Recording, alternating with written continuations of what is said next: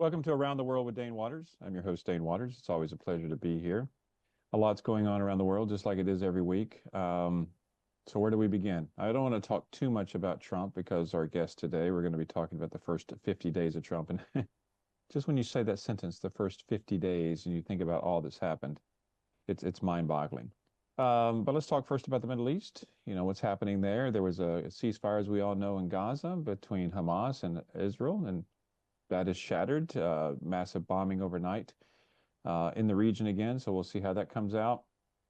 You know, it's interesting because, President Trump, even though I said I wasn't going to talk about President Trump and the intro monologue, but President Trump has made it very clear that if the hostages aren't released in Gaza by Hamas, that he and America will actually take action as well. So we'll see how that happens. There's a lot of saber rattling about what's going to happen to Iran. Just pretty much, if you look at what's happened in the entire Middle East, the one country that hasn't been attacked in force, even though there's been some attacks, has been Iran. So there's no doubt that that's going to happen soon. So Middle East, listen, we've talked several times on the show about the Middle East, and that is because, there's a lot going to happen there, and it's actually where Russia's interest, America's interest, Iran's interest, China's interests all come together. So you talk about proxy wars. It's definitely one of the most important proxy wars around the world. In addition to that, there's a lot going on with immigration in the United States. And for the Nigerians out there, one thing, and actually anyone who's not an American citizen, you really have to be thinking twice about traveling to America. And we're going to talk about that on the show today. So if you're interested in that, join in so we can discuss it. Anyway, there's a lot going on. Welcome again to Dane Waters, with Dane Waters, excuse me, not to Dane Waters, with Dane Waters, Around the World with Dane Waters. Let's take a quick break and we'll be back with our guest, Senator Ben Murray-Bruce. Thank you very much. Artificial intelligence. Every wepe, when I'm traveling around the world, I ask AI to create a backdrop for me. And this backdrop, I typed in Legos, and this is what came up. It's kind of interesting. So, we think about, where does AI get these crazy things from to decide, listen, for those people in Nigeria, if you were looking at this, would you think that was Legos? Would you say, hey, that's absolutely Legos? I should have actually a contest one day.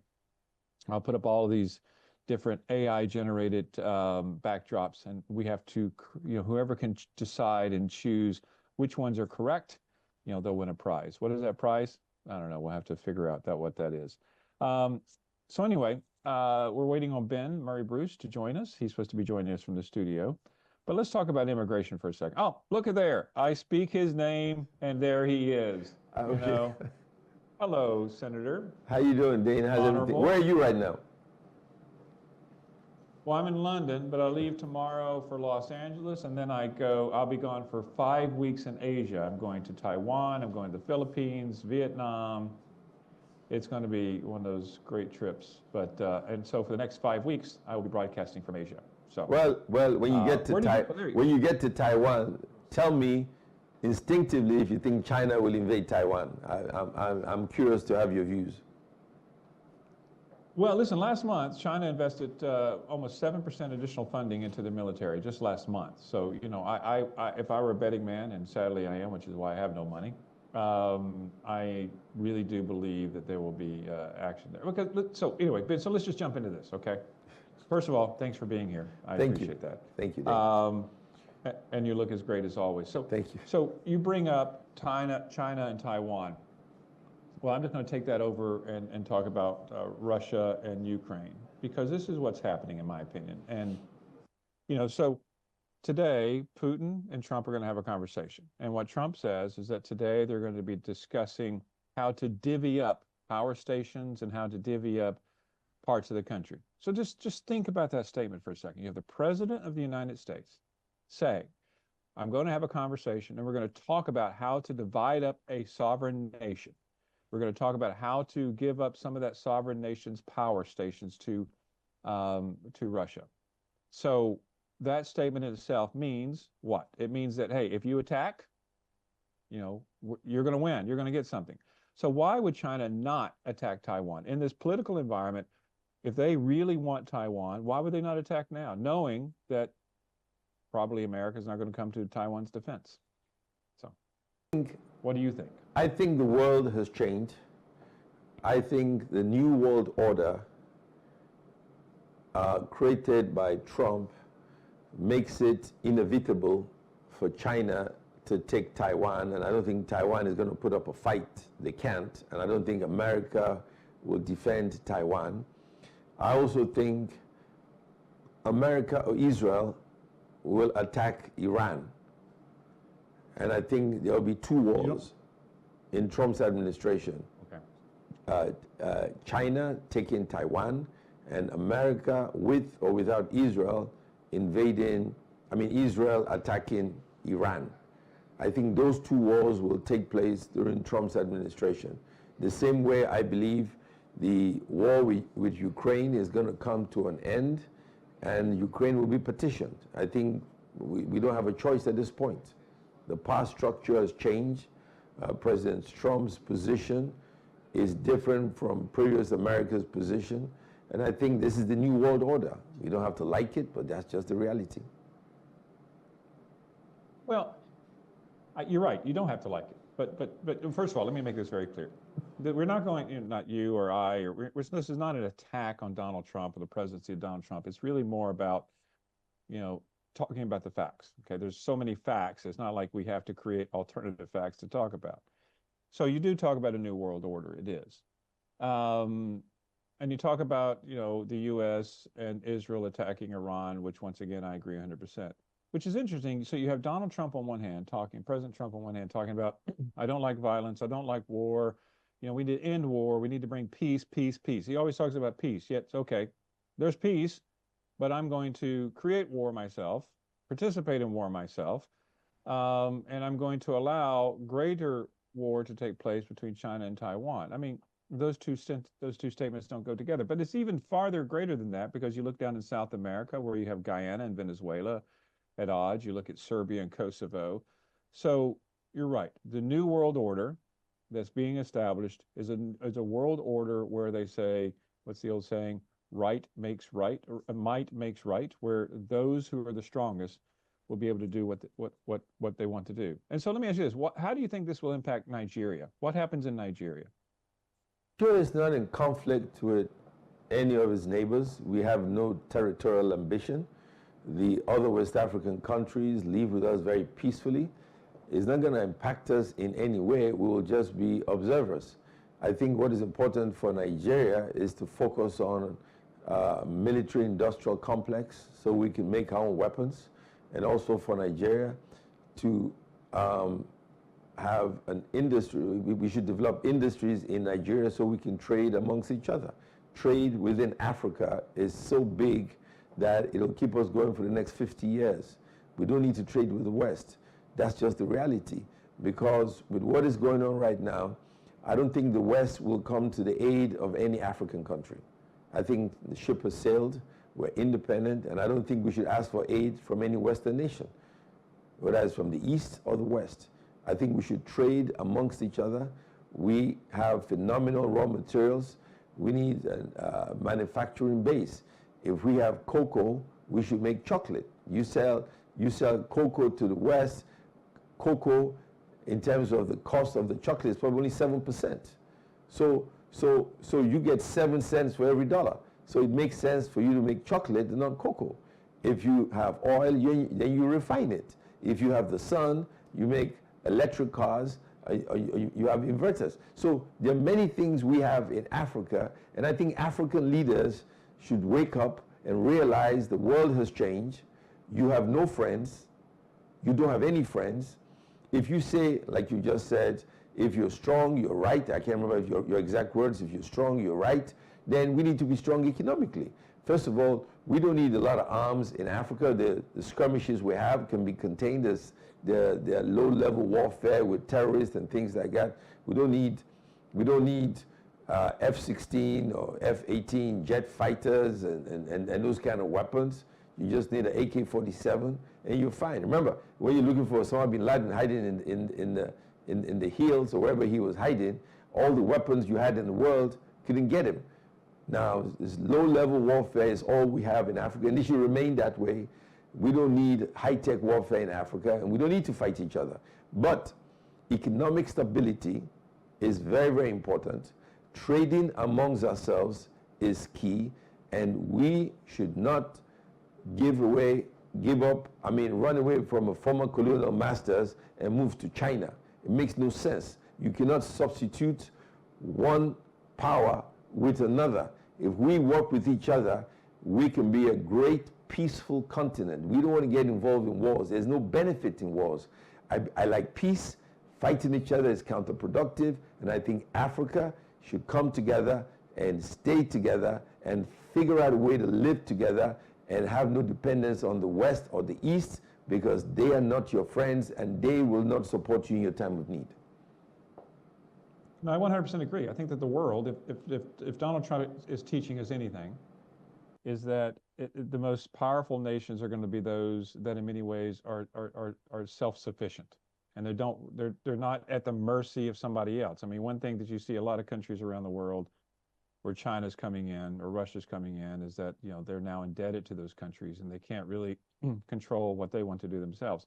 But let me go back to one point you're talking about, Donald Trump, about his messaging. Okay, so I've talked to other people around the world, especially in Africa, about this. Is that there is a large group of I would say a huge group of Nigerian youth that support Donald Trump. That's just my own personal observation and from being there. And also when I was in Tanzania and Ethiopia not too long ago, there's a huge support for Trump. So they listen and parse every word he says. So if Donald Trump's out there saying, hey, territorial integrity doesn't matter, okay, human rights violations don't matter, if none of this stuff matters, do you think that those words are having an impact on the future generation? I mean, look, Silverbird there is about to have Man of the Year. You guys do everything you can do to recognize the most wonderful people in the country.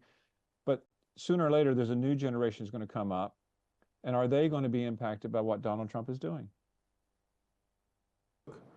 Let's say Trump has 20 policy positions that he advocates, and you align with one of them. You forget the 19 you don't like and focus on the one you like. Let's say, for instance, you feel as a Christian you're being persecuted in some part of Africa by non-Christian, and he takes that position. You will support him and forget about the 19 issues you don't like, and vice versa. So he has his followers who believe he is right on the issue that concerns them. Now, usually, if you look at a politician, you say, well, I agree with 60% of his position and 70%. But if you feel persecuted and you believe that one issue is going to save your life, your beliefs, then you support him. And I guess it's the same in the United States. During the last election, I predicted he would win. And I explained why. Because when I drove around Georgia and Alabama, rural America, I found out that the majority of the folks out there supported Trump. And let me tell you something else that shocked me in America. I met a black man who was in his 70s, and he said to me, I will never, ever vote for a woman. That was his position. His generation said, I can never vote for a woman. I'll vote for a man. So the only issue that concerned him was whether it was a man or a woman, not the policies of Harris or Trump. So yes, it's a complex world, and I think social media has made it very, very difficult, very, very difficult to understand the issues anymore. There's a lot of false information out there. In those days, when I was a student in America, you had only 3 networks, ABC, CBS, NBC, and PBS, and that was it. That was how you got your information, and the newspapers. So it was restricted, it was easy. I was there when Jimmy Carter was running, and I think he was running against Gerald Ford. It was easy to understand their policies.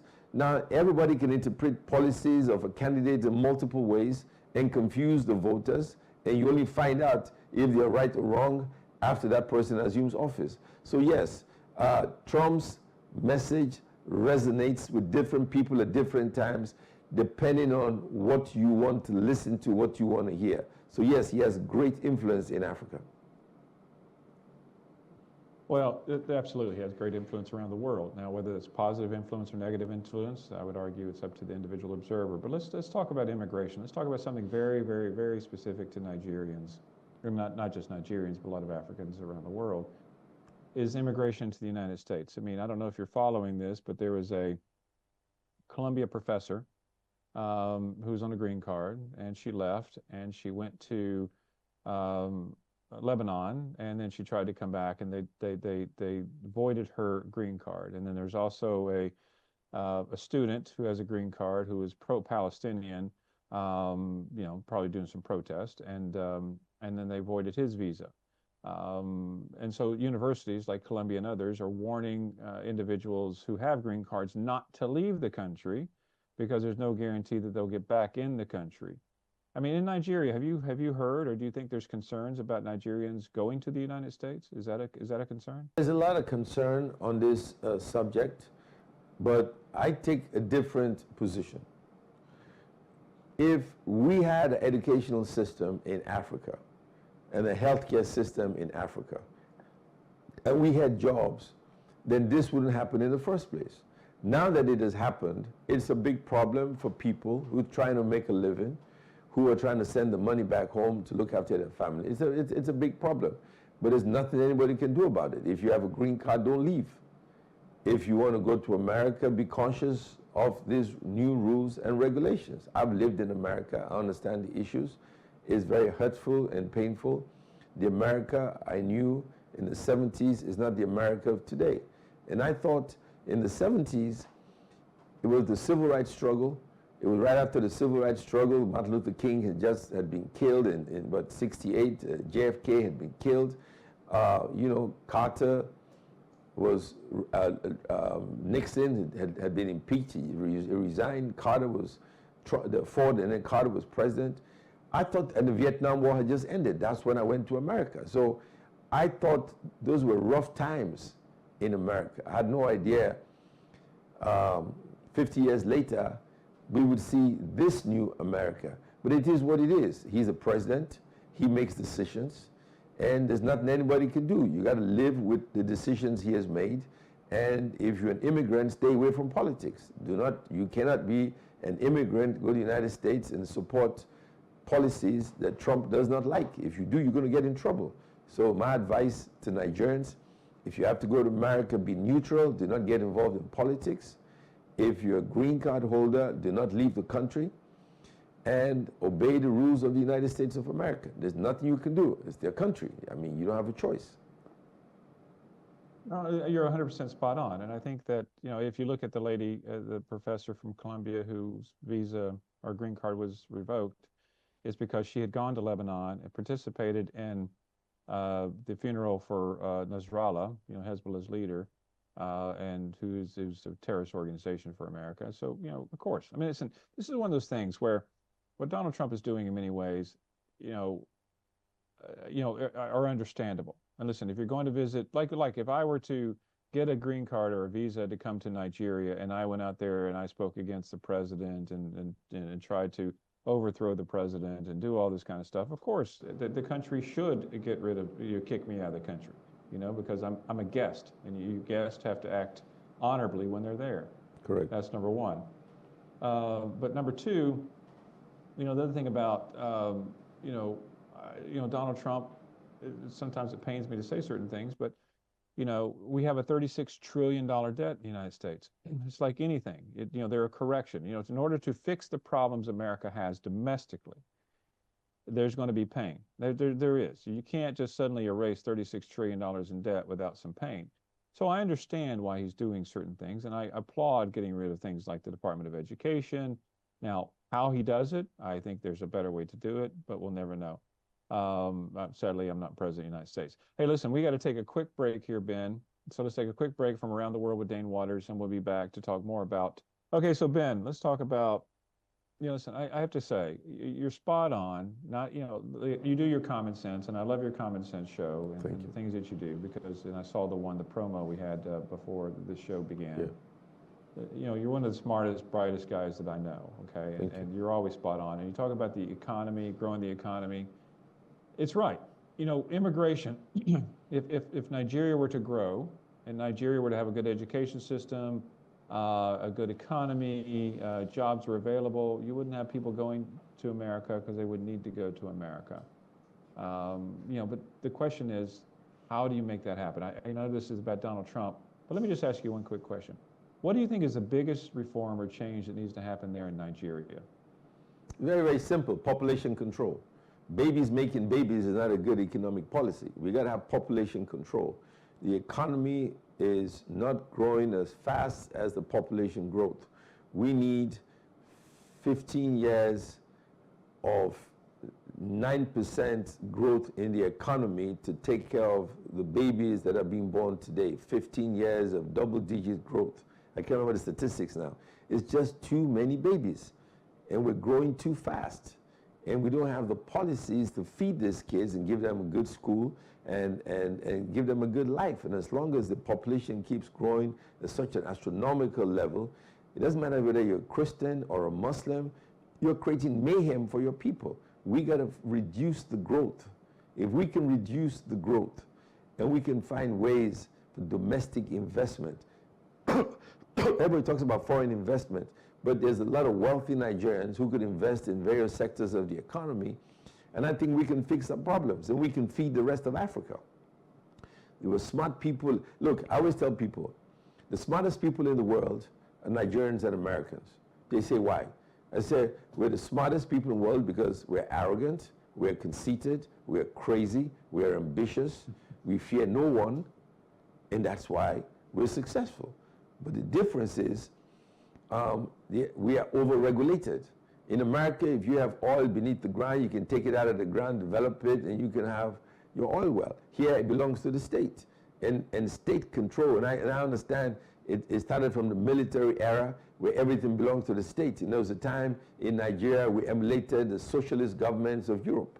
Those days are over. We should be purely capitalist and allow people to grow their sector of the economy with the resources they have beneath the ground, and you tax them. If you tax them, then they can grow faster. But if you take that oil, develop some other part of the country, you're creating a problem.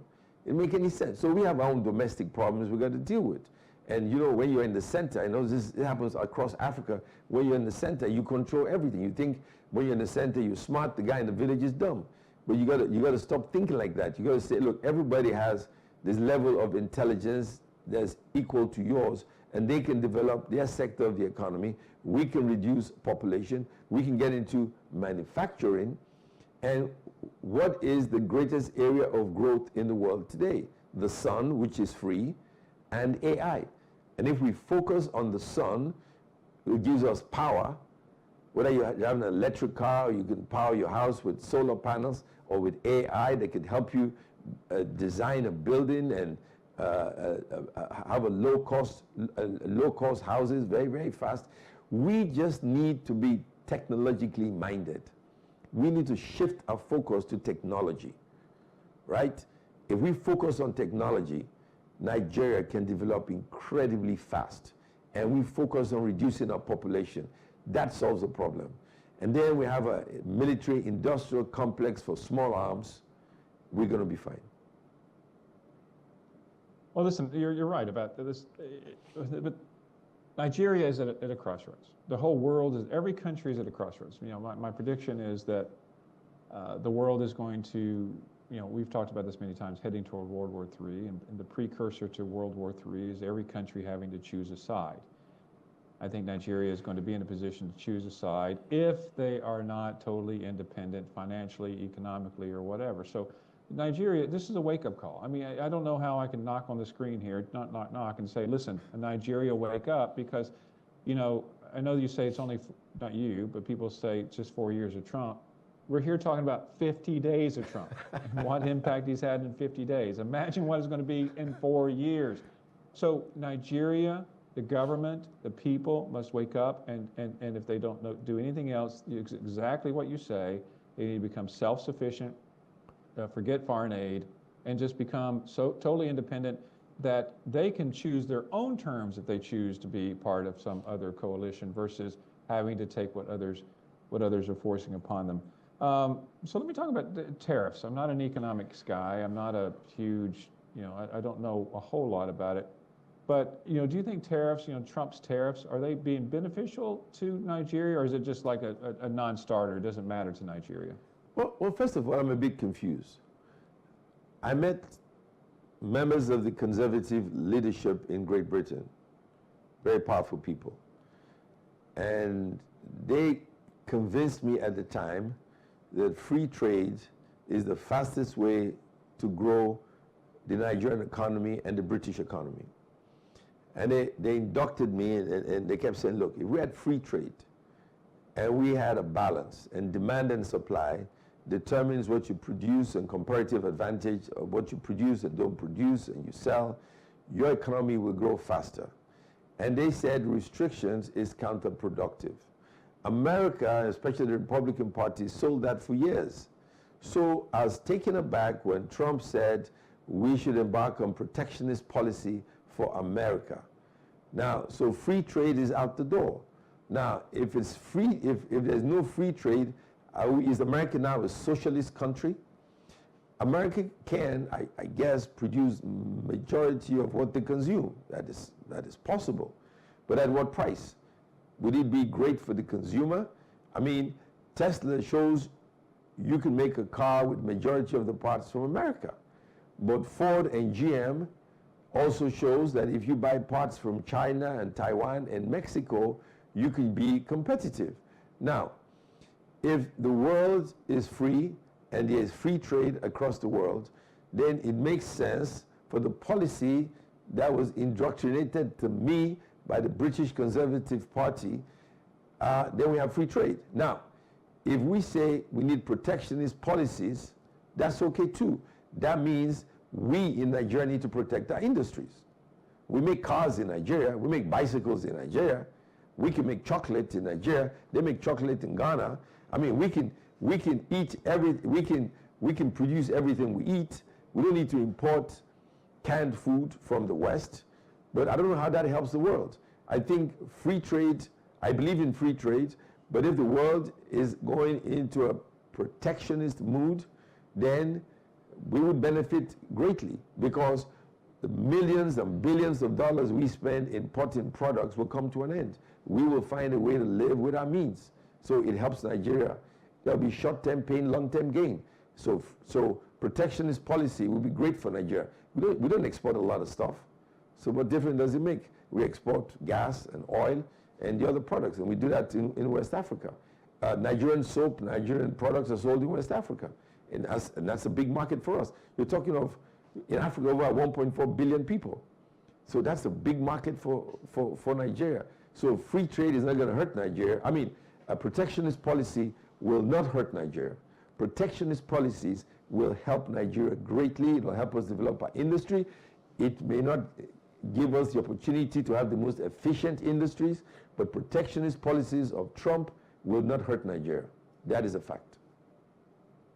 Well, yeah, I mean, the philosophy behind what Trump's doing is that he wants to get all the businesses around the world that are like in Canada or Mexico or Taiwan, like semiconductors, he wants them to come back to the United States. And so his thought process is that, hey, if I make it too expensive for them to ship that stuff to the United States, they will move their manufacturing base to the United States. Now who knows if that will happen or not? I mean, you already had the chip manufacturer out of Taiwan say that they're investing $100 billion into the United States. So it means there is some benefit to that happening. But you're right about Nigeria. Here's the thing about the countries that can produce stuff and make stuff, okay, is that it's a great opportunity. This is where I think, in all of what's happening, I think India, as of now, is going to be one of the biggest winners because with the tariffs on China and Canada, Mexico, India is going to be the one who's going to produce this stuff, send it around the world, sell it around the world, and they're going to benefit the most.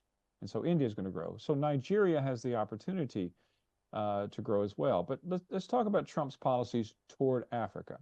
As of now, in the 50 days, it's shocking when we even say that. But Trump has not really said much about Africa, right? He hasn't.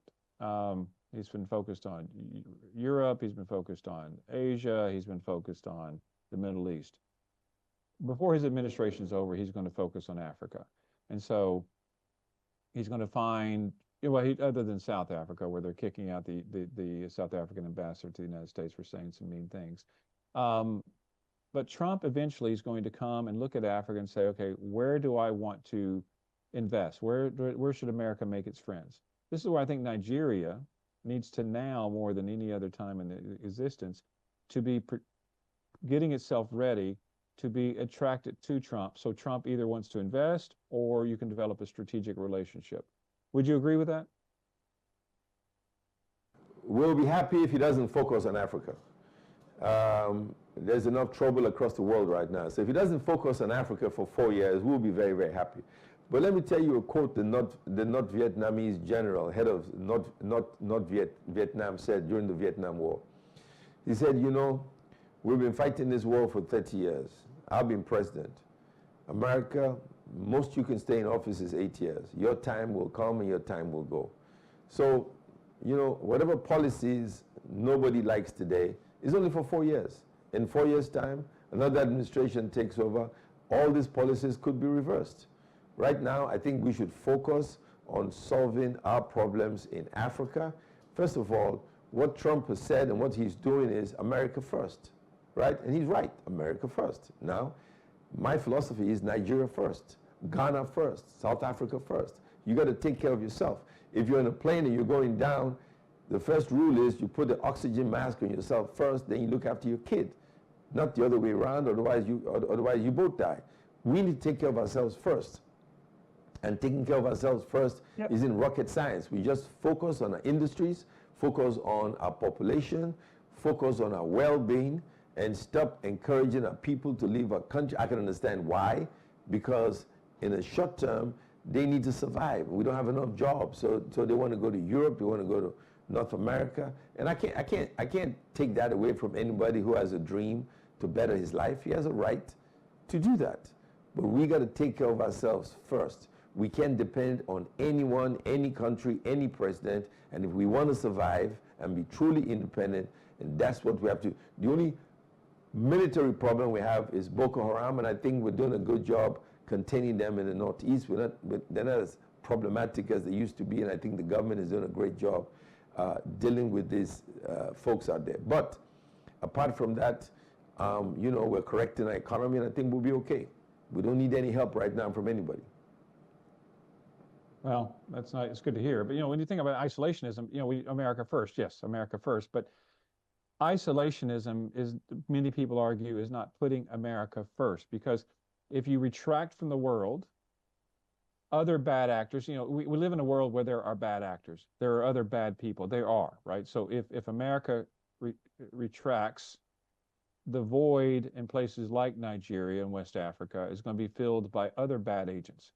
Now, that won't be as much of a problem if countries like Nigeria say, okay, we're going to keep all the bad actors out. But if you have a struggling economy in Nigeria and China comes or Russia comes or Iran comes or Saudi Arabia comes and says, listen, we want to invest in your country, how can the president say no to that? Your president say no to that? I mean, you know, do you think that it is okay for foreign investment in Africa? And is that the antithesis of, you know, Nigeria first? First of all, you know, Nigeria is not a banana republic. You got some African countries who are so eager for development, they sell their soul and they sell the country. I think Nigerian leadership, we've always had great leaders in our country, and I don't think anybody would sign a silly deal that will give Nigeria away. That leader will not survive anyway. We will jail that leader. I don't think so. I don't think China can come here and take over our country. We got smart people in this country. The Attorney General is smart, and so we're not going to do a deal where China takes over Nigeria. We can ask them to build the rail for economic reasons, and they get paid for it. The economy is a lot bigger, and we can take. Now, it's not like Lusaka, Zambia.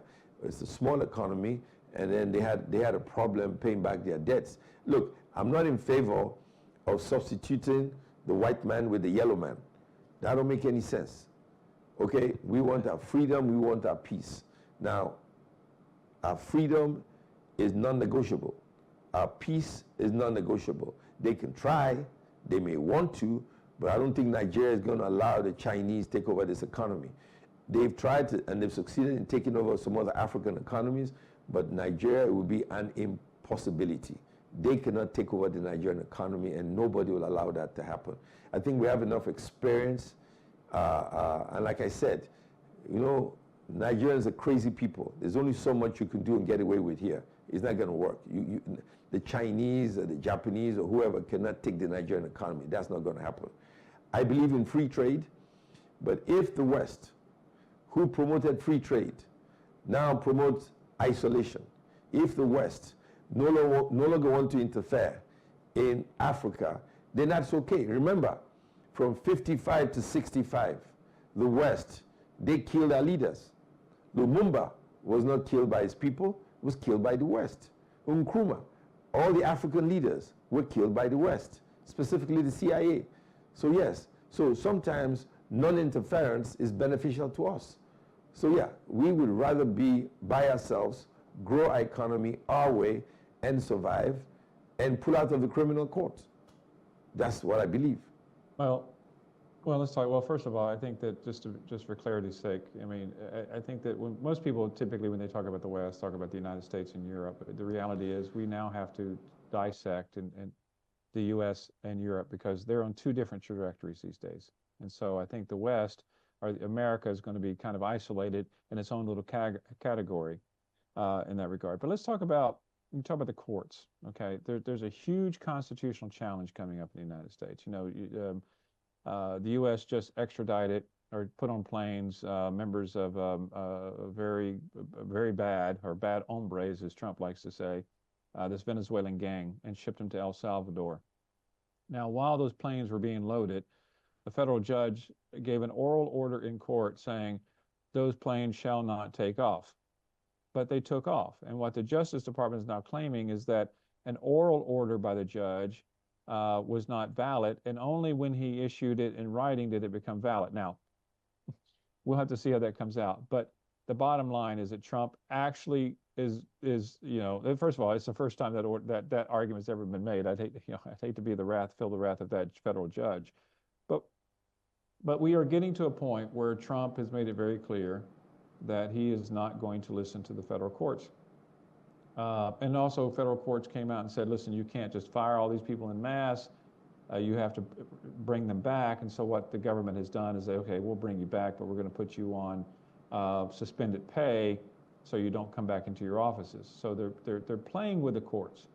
Do you think that's a dangerous thing? You know America better than most people. Do you think it's dangerous what's happening between Trump and the courts? What I like about America is that the executive, the judiciary, and the legislative branches of government are all independent. They're all independent. And I believe it'll correct itself.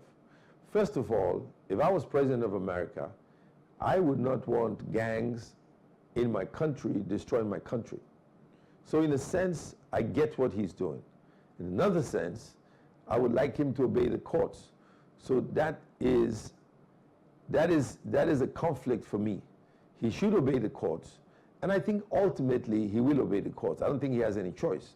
But gangs in my country, if that happened in Nigeria and I was president of Nigeria, I will deport the gangs.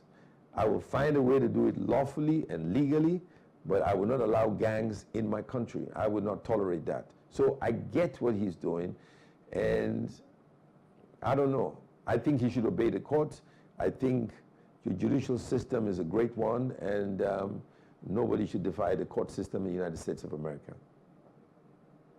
Imagine if your kids, Ben, said to you, you told them, don't go out and party. And they went out and party, and they come back and say, hey, say, Dad, sorry, you didn't put it in writing, so I was going to ignore it until you put it in writing. Can you imagine? I get what you're saying, but I'm going to live in that world. Yeah, I don't want to fall into a trap with Donald Trump, so I will save my opinion to myself.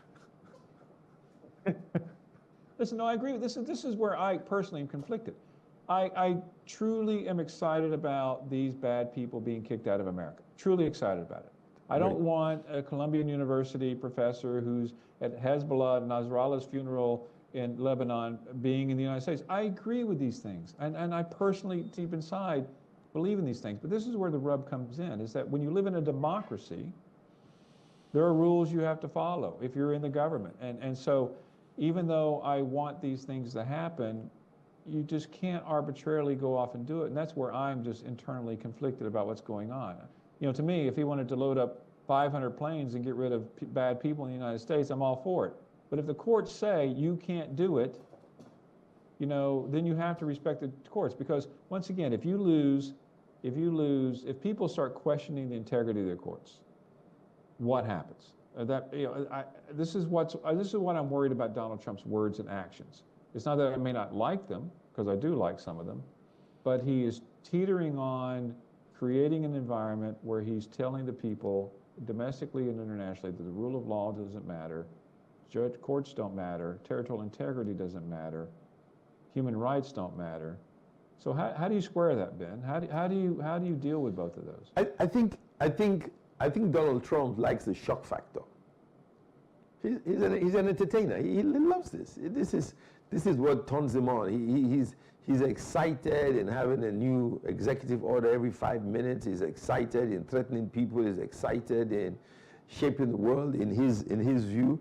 He loves this. This is what he loves to do. But ultimately, the courts will have the final say. And I think this is work in progress. The courts will have the final say. And he will not go against the courts. I don't believe he will.